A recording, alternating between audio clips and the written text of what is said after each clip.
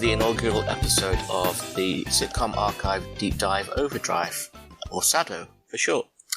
I'm your co-host, Eggs Benedict. And I'm your other co-host, Alison Barton-Simmons. Going by your real name there, Al? I am, yeah. It's not undercover. I'm choosing anonymity. Damn, I wish I'd done the same, mate. Yes, Sitcom Archive Deep Dive Overdrive. It's not really the catchiest name you've ever heard, but we like the fact that it sort of acronymizes to SADDO, I think, don't we? Which it says a lot about. We do. That was perfect. It was, I think that was a decent choice considering what we're about to do. Yeah, and I don't think that we claim to be aficionados on situation comedies of the 70s and 80s, but we're definitely enthusiasts, which makes us SADDOs somewhat. Yes. So let's just do a little bit of an introduction to how we see the podcast working, really. This podcast is going to do a huge, big, balls-deep dive into sitcoms of the 70s and 80s that we grew up around and loved, really. Probably listening to repeats a lot of the time. I don't know about you. Yeah, definitely. I think a lot of the time, the things that I'm drawn towards in terms of comedies that I enjoy are all things that I first experienced as a youngster, I think, that I've taken through into adulthood. And I think that's what most people do, don't they? You sort of get your humour from things that you discover when you're little. Yeah, I think so. Certainly in my case. And it's quite sad, really, because in our house, we all kind of live in different houses and watch different things. I loved growing up watching the telly with my parents and enjoying shows with my folks. Absolutely. I don't think that's a thing that happens anymore. I know with my kids, we sort of exist in different rooms with different shows and different interests, whereas when you were younger, you were sat with your parents, weren't you, and siblings, and all enjoying the same thing with the same kind of sense of humour. If none of you enjoyed it, you watched something else. And of course it wasn't on demand, so we'd all like, oh, it's 8:30, Red Dwarf's on or something, you know? Yeah, absolutely. But nevertheless, never mind all our yesteryears and bemoaning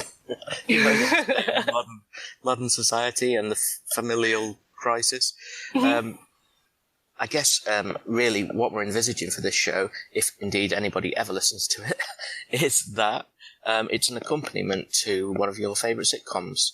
So we'll pick a sitcom and we'll listen to every single episode of that sitcom, and we'll do a deep dive into every one of those episodes. So the idea is that you can go back and watch every episode of the series, and after every episode, if you wish, you can listen to the accompanying podcast episode to see what we make of it, and we'll pull it apart and have fun with it and talk about it. Absolutely. So we're going to, with the shows that we choose, we're going to start right at the beginning and just take ourselves through however long it takes, through the series that are available to watch, and then just have a good old chat about them.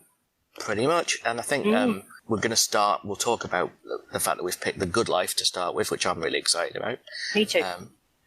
But I think one of the things with The Good Life for me, if people choose to sort of watch along and listen along with us, they can do what you did and buy the DVDs off eBay. And how much did you pay? I think it was about 16 quid. 16 quid? Yeah. Bankrupt you. Or you can do what I did as a total minge bag and listen to them on Dailymotion for free.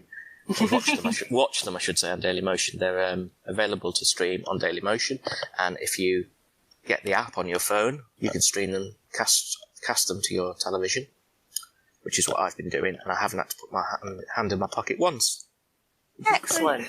It is. I've got a feeling that in the UK we've got BritBox, which is a new streaming service. I've got a feeling they might be on there. That's the thing. That's the way it's going to work. And we'd love you to join us and listen along, watch along and then listen along to us pull it apart and have some fun with it. We should probably mention, I think, Al, that we're starting this podcast during the global pandemic crisis of early 2020. Yeah. So it's a good time. It sounds awful sort of saying that it's a good time to do it because it's horrific what's going on. And it's a global thing. It's happening everywhere. No one's escaped it. But for us, it's a good time to do this because there's nothing else going on, and we're both at home able to do this. So yeah, and I think like technology allows us to do this 12,000 miles apart and Yeah. 11 hours apart, which is cool. But I think also the fact that we are doing it during the COVID-19 thing means that we probably don't have the best gear. So if this doesn't sound very good, bear with us. We might get better over time. Yeah. And we managed to order some decent podcast recording equipment. Yeah, we're currently on tins and string across the ocean. Yeah. We're recording it over carrier pigeon. Should we have a talk about the good life? Absolutely, let's do that. No! I'm not watching the good life! Bloody! I hate it! It's so bloody nice! When I first had the idea to do this podcast and messaged you, I suggested we start with a good life. And can you remember what you said? I can't remember what I said. What did I say? Well, I wrote it down verbatim because I thought it was such a good response. What you said was that the goods ideals around self-sufficiency are really interesting, and what millennials probably see as a modern approach, and that the goods are sort of okay boomers from a different time, but with a very modern, bigger picture foresight into where the world's taken us with consumerism now. Oh, did I say that? That's amazing. I do feel like that. I think the fact that the goods in the 70s, because the series was, it was on TV sort of from 75 to 78, so it was very much of a time. And I'm sort of guessing that at the time people watching it saw the goods as sort of like hippies that sort of had taken themselves out of society and were trying to live this quite humble, self-sufficient life that other people would have just ridiculed as, which is what happened. The neighbours that they had were quite ridiculing of their sort of choices and the way that they were going to live their life. But something that now, in the present day, sort of looking back, it's quite an advanced way of sort of looking at things and their approach to life. I think that's really interesting that it's like 45 years on and it's almost like full circle. Yeah, and I think a lot of people now, particularly in the current situation where globalism's kind of collapsing, well, to some extent, like I say, we're talking to each other from different polar sides of the world, but oil's crashing and all these other things. People are like interested in the idea of being able to live sustainably and to grow their own veg, and perhaps not that the goods really did it properly, and we'll get into that as we look into every episode. They were sponging off the Leadbetters quite a bit. But yeah, I think it's a good one to start with because it's got relevance today and some of the other themes as well. But more than anything else, it's good lockdown TV. If you're at home and you're stuck and you're stressed, it's like having an old friend, isn't it? Oh, absolutely. I think because I was born in the very late 70s, so obviously missed it all first time round. I've seen it all through repeats and Christmas specials, and there was just something cosy, like a cosy blanket, is how I would describe the good life. And the fact that TV shows that I like everything tied up in a neat bow at the end of the episode. I like the sort of the arcing story that you sort of get throughout series, but each episode is like standalone and it's all tied up and everyone's laughing at the end and it's all right. I thought one of your favourite TV shows was Lost. Which doesn't do any of that, does it? It doesn't. That's the most scratchy of blankets that exists. Sorry to pick holes in your theory there, but I know exactly what you mean. It's great to have it self-contained. I had to stop watching 24 because it was making me anxious and I couldn't cope with the fact that there was too much going on all the time and it never sort of concluded and the same things seem to be happening over and over again. But with something like The Good Life, it's it's all nice, bloody nice. I guess as well, apart from the nostalgia of the 70s and 80s sitcoms we grew up with, there's a secondary source of amusement other than the intended comedic elements in that some of the dated attitudes or clothes or speech patterns make it, funny in a non-deliberate way to look at nearly 50 years later. I think I'm slightly, not worried, but I have got concern about rewatching them in such detail and having these things sort of brought up for me to sort of analyse and look at, and things like that were of a time in the 70s, like sexism and classism and racism that were part of 70s humour. They were of a time in that decade, and sort of revisiting it now, I'm wondering how that will make me feel as I'm watching it. I think we've got to keep perspective, haven't we? Because it's not like we're not looking at Jim Davidson's routines from the 70s. It's no, just, thank God. Some of these things will be dated just because # different time. Absolutely. And that's what it is, yeah. Every time we come across something like that, we'll just say # different time and maybe not be too harsh on the writers. Yeah. I think it's probably absolutely. Good life, good life, good life, good life, good life. Talking of the writers, I don't know in your research whether you sort of looked into what else the two writers, John Esmond and Bob Larby, did. Yes. Things that I liked. Royalty, aren't they? Absolutely, yeah. One of my favourite theme tunes of all time is the theme to Brushstrokes, which is that was also one of my favourite TV shows again as a kid that I did watch first time round. See, you saying Brushstrokes in your accent just reminds me of Philomena Kunk. And I think now she's from round the corner. I'm going to have to drop the entire Dexy's Midnight Runners, wasn't it? I'm going to have to drop the entire theme tune into this episode now. Yes, just because please. That's what Philomena Kunk did every time she mentioned Brushstrokes. I love. Oh, I do. Yeah, I did like Brushstrokes.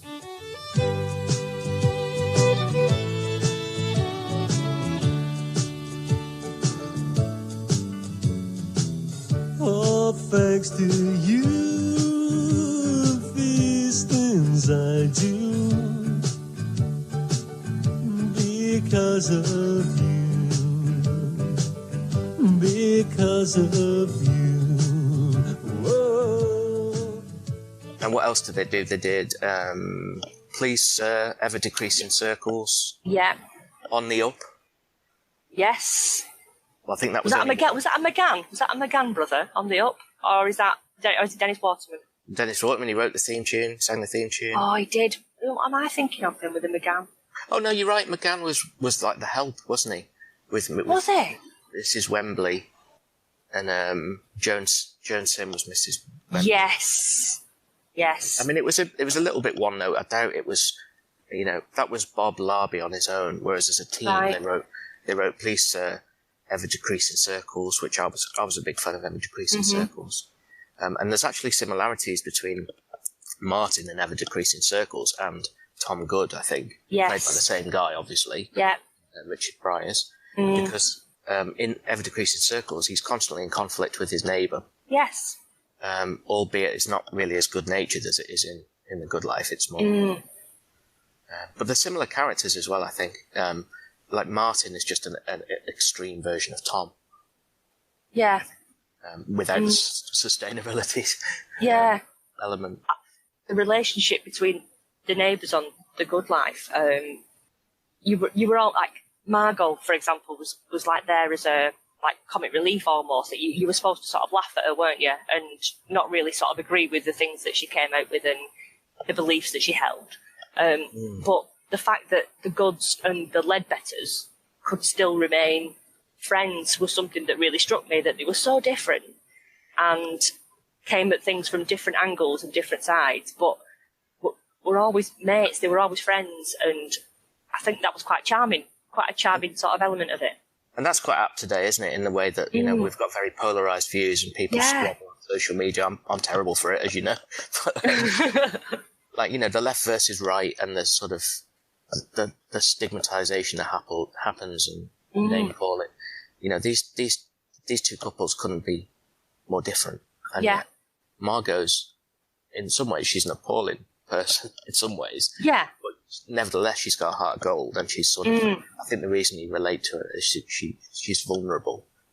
I mean, we'll get into talking about the characters a little bit, but one of the other things I wanted to say about Good Life was that I hadn't realised that it aired in the US as Good Neighbours.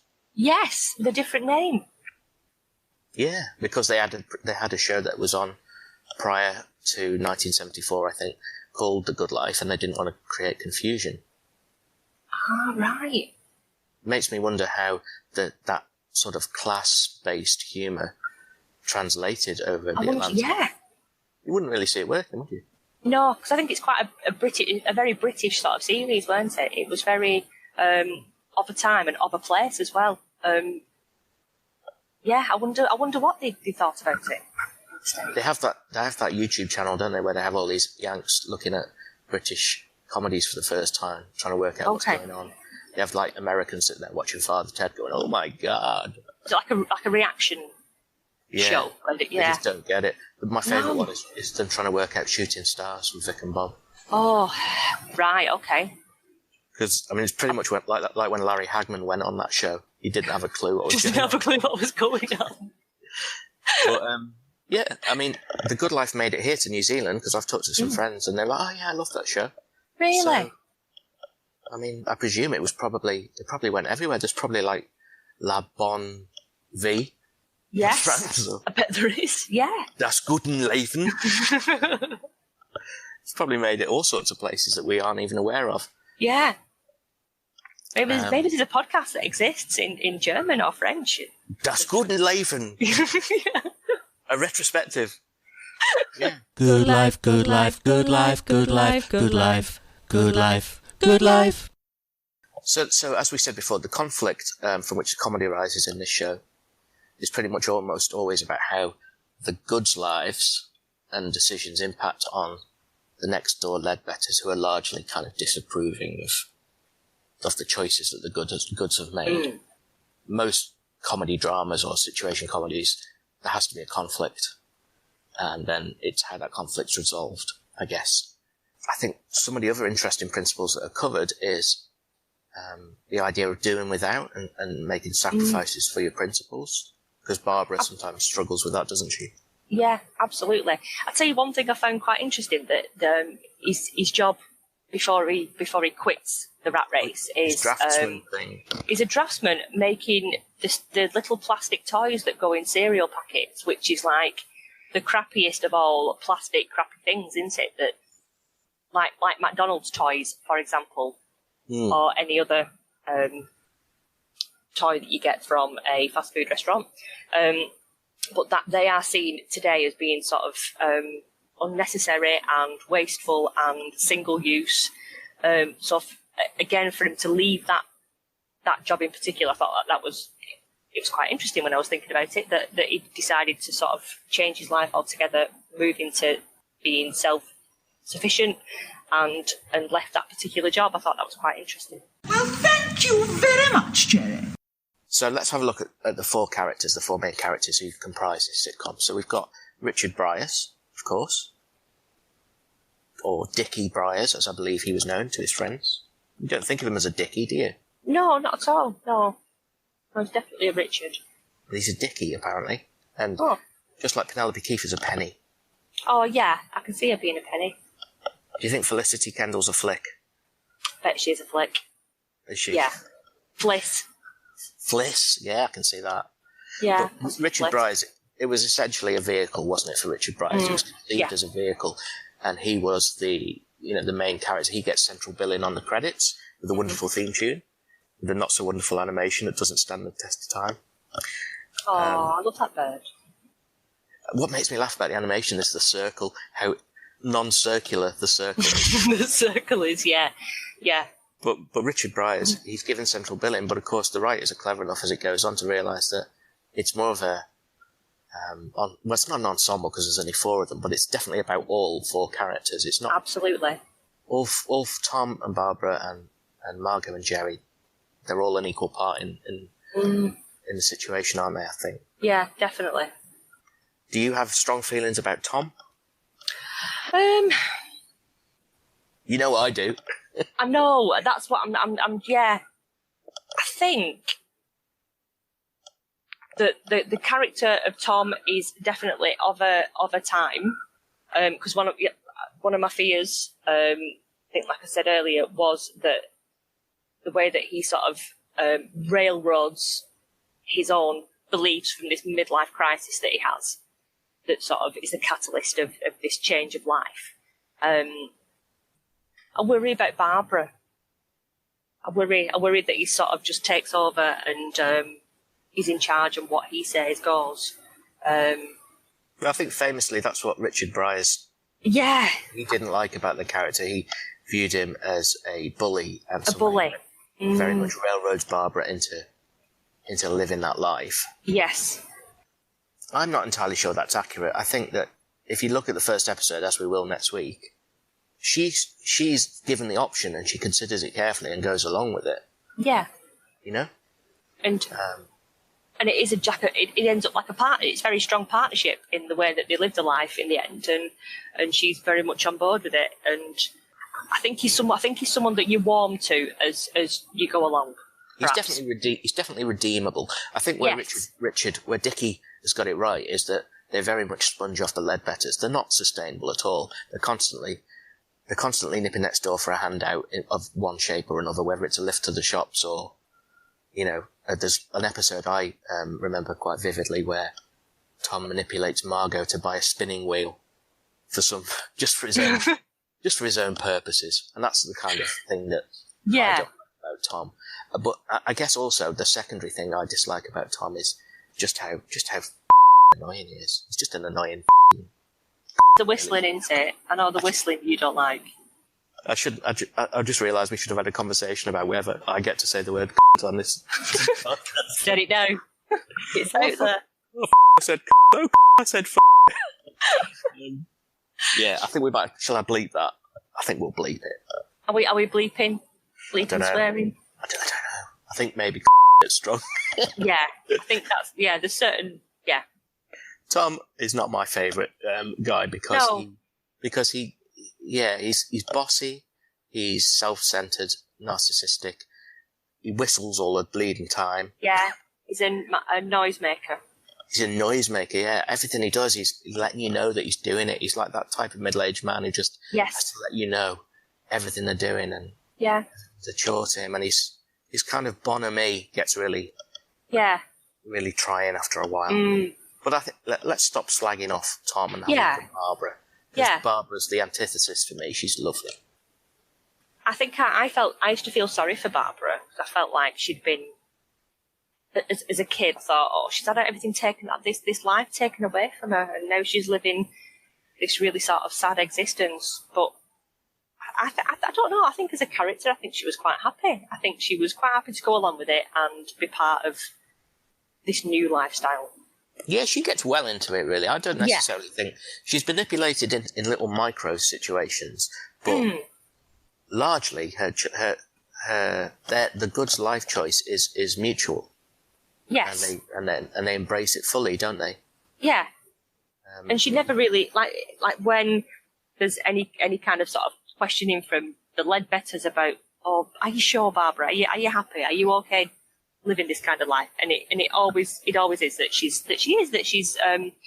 part of this team. She's on board, and they're obviously doing this together, and it's something that makes them both happy.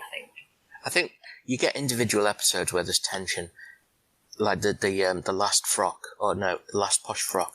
Yes. Episode, whereby she clearly misses being treated as a woman. And I mean, that's an awful episode for Tom's character. There's proper cringe in that. He doesn't come out of that well. Well, he's still redeemable. He still turns it round, but he's just such an arse throughout the entire episode. You notice I've toned it down now from the C word to arse. Arse, yeah. He's an arse. And I think, despite his sort of bombastic attitude, he does do the right thing in the end for Barbara. Yeah. And she's very sweet. I think Felicity Kendall as just a very sweet, non-aging lady. She is, yeah. She still looks pretty good now. Still looks amazing, and I think perfect for that role. Just a really lovely, sweet person. It's ironic that you mentioned Vivian from The Young Ones earlier. Do you remember that clip in The Young Ones where Vivian tore The Good Life to shreds? Yes, where he comes flying out of the opening credits. Yeah. And then Felicity Treacle Kendall. Well, you can just shut up, Vivian. You can just about blummin' well shut up. Because if you've got anything horrid to say about Felicity Kendall, you can just about I don't particularly enjoy Ricky Gervais's work because it's all cringe. I can see it's clever, but it's just constant cringe. Yeah. If a show's got too much cringe, it'll ruin it for me. And these shows in the 70s and 80s, they didn't trade in cringe. No, it wasn't a thing. It wasn't like a theme sort of around that time, was it? What's your worst from screen, either TV or movie? What's your worst cringe bit? The bit that even in a show or a movie that you love, if it comes on, you go, "Oh God, I can't stand this bit." I can't. The thing that makes me cringe the most, and I can't watch, I can't watch it ever, is Ace Ventura or The Mask, and it's that face that Jim Carrey does. Just his face. Just his face. Yeah, I can't. It just makes me very uncomfortable. I think for me, it's probably. I don't know if this is the worst. In Friends, when Rachel has to go to her ex-fiance's wedding and she ends up inexplicably singing Copacabana. Yeah. What are you doing? Why are you doing that? Yeah. It's fucking ludicrous. And it just makes me feel horrible inside. And I think, and from a movie perspective, you'll have seen the original Superman film. Yeah. I know we're going off topic a bit now, but just, in the original Superman film, the whole scene where Lois goes off flying with Superman for the first time. Yes. And all that music's playing. And music, she's going, "Can you read my mind?" And she's doing all this bad rhyme. Oh, it's in the background, isn't it? It's like in her head. Yeah, it's not. Oh, yes, I know what you mean. And she's going, "You can fly. You belong in the sky." It's so. Even just thinking about it now, I just want to take. It's making you feel uncomfortable. Yeah. The only redeeming point of that scene in Superman is where Superman clearly thinks, "I've had enough of this silly cow," and drops her like a stone. Drops her. Yep. It's a proper. You can hear a stupid things going on in her head. He's proper dick move from Superman, though, isn't it? He's flying around and he just thinks, this will show her. Swoops in and saves her at the last, and he's like, "Yeah, don't forget I'm Superman. Yeah. I could drop you any moment. And by the way, I can see your pink knickers." That's just weird as well.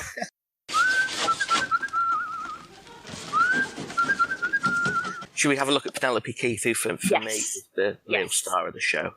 She was my fave, and it was the clothes, it was the voice, it was just everything about Margot. I just thought she was wonderful. I thought there's something really nice about learning that Penelope Keith picked her own clothes for that show. Is she that went right? shopping at Harrods. Yeah, I love that. And found her own dresses and stuff. They gave her the budget and said, "Off you go, Penelope, Penny." It's kind of her stock and trade, I think, Penelope Keith, because obviously after this she went on to be, is it Audrey? Audrey in The Man of Born. The Man of Born, yeah. Very similar character. Very similar character, yeah. But she's just so good at it. It was, I think it was one of the Christmas episodes, when she orders, I think she orders Christmas from Harrods or somewhere equally as sort of exquisite, and it doesn't turn up. Christmas doesn't turn up from this department store, and that's why they end up having Christmas with the goods. But I had this when I had my first own house. This lingering sort of niggling thing that I wanted to have something for Christmas from Harrods, like Margot did. And I was desperate, just even if it was just like a Christmas decoration or something, or Christmas biscuits, I wanted to feel sort of that Margot thing of having something special at Christmas time from some ridiculously expensive department store. Did you get yourself one of those long cigarette holders? No, I didn't. The Margot favours. I think I got a musical biscuit tin that plays "We Wish You a Merry Christmas." Margot wouldn't have approved of that. That'd be far too common. It was from, I think it was Fortnum and Mason that I got it from in the end, in a bid to replicate Margot's expensive Christmas. Yeah, I know. And the Christmas decoration I think I got as well. Yeah. Did you invite Mrs. Mountshaft and Mrs. from the Pony Club? Yeah. But she's definitely our favourite, I think. Both of us. Oh, yes. She's the only Tory I've ever liked. Margot Ledbetter. Yeah. And then obviously alongside Margot, we've got Paul Eddington playing Jerry. Yes. Who's like the unsung hero of the show for me.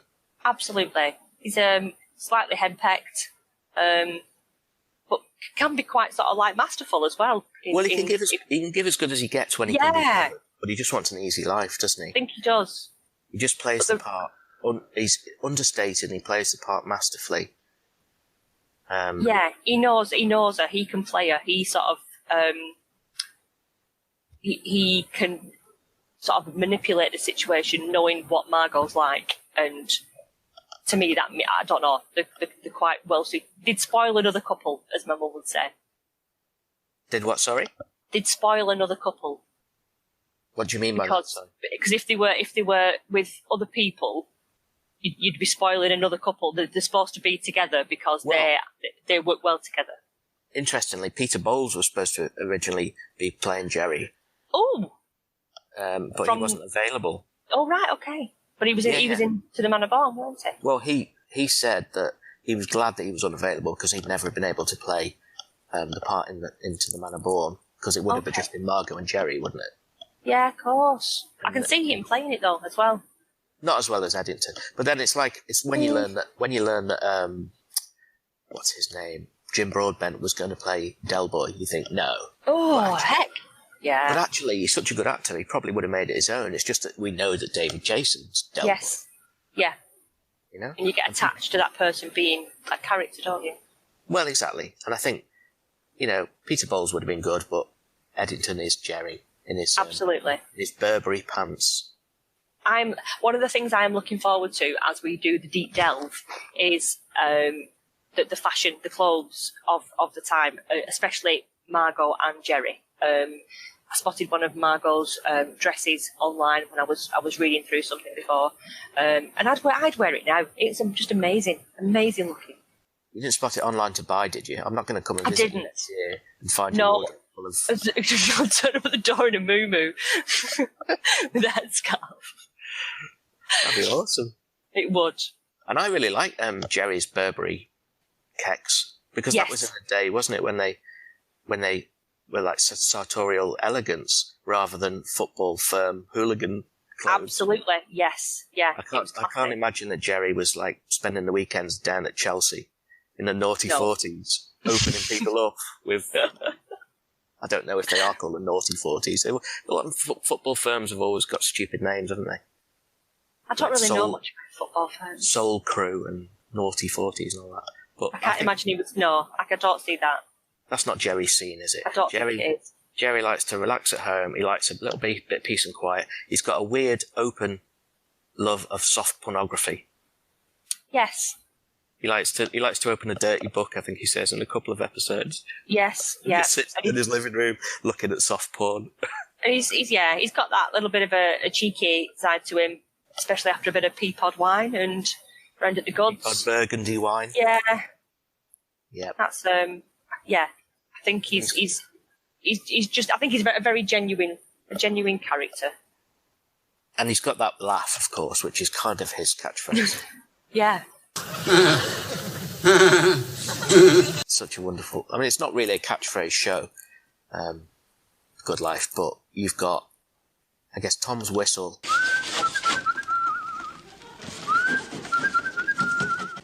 Jerry's laugh, just little affectations. Margot's kind of got a couple, hasn't she? She Can you has, do an impression of Margot?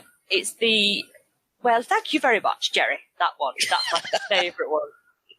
Yes, that is my favourite. Very much. Thank you very much. Yeah. Yeah, I like that. Well, thank you very much, Jerry. I think she might have a couple of others, but we'll get into them in the episodes that we look at. I think we should probably wrap this up because we've definitely been going over half an hour. Okay. I just wanted to draw your attention, in case you didn't realise to it, that this apparently was the Queen's favourite sitcom. And so it should be, yeah. That's I wonder what they talked about when they were watching it, though. Her and Phil. Yeah. Oh, Philip, bang the Good Life on. I do love the commoners. I wonder what they thought. Do you think that, because, well, the reason we know it's her favourite sitcom is the very last episode of The Good Life wasn't supposed to happen, but there was something like a Royal Variety performance. Yes. And she'd requested The Good Life be a sketch or an episode. Right, okay. Of The Good Life. So it was filmed in front of her. And she's actually credited on IMDb, her and Big Phil, as part of the crew, weirdly. Best boy. Yeah, best boy. She was the king. Gaffer. But, yeah, that was her favourite show, and I find that odd. Well, we don't know if it's still her favourite show because nearly 50 years have passed, 40 years have passed, so now she might be more into the In-Betweeners or something. Maybe. What if she's watching along with us? What if she's partaking in the podcast? It'd be great if she was. Oh, Yeah, I'd love her to comment. if we get successful with this, we could get some merch going. And I think we do. Yeah. Send her a free badge. Yes. A badge for Madge. I think that's as good a place as any to wrap up our first episode. Wonderful. Yeah. Well, it's been Enjoyed fab. that. Yes. Do you remember what the first episode is called? Oh, do you know what? It's. I can't think. It's on the tip of my tongue, but I can't. Well, let's refer to it as episode 1. Fuck this for a game of soldiers. I'm going sustainable.